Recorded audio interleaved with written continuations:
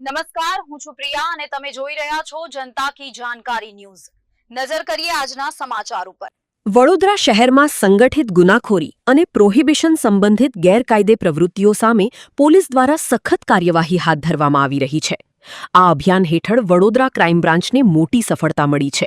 શહેરના કુખ્યાત અને રીઢા બુટલેગર લાલચંદ ઉર્ફે લાલુ સિંધીને મોડાસાના માલપુર વિસ્તારમાંથી નાટકીય રીતે ઝડપી પાડવામાં આવ્યો છે। પોલીસના જણાવ્યા મુજબ લાલુ સિંધી ગુજસીટોક કાયદા હેઠળ નોંધાયેલા ગંભીર ગુના તેમજ વિદેશી દારૂના મોટા જથ્થાના કેસમાં વોન્ટેડ હતો। પોતાની ધરપકડથી બચવા માટે તે લાંબા સમયથી ફરાર થઈ ગયો હતો।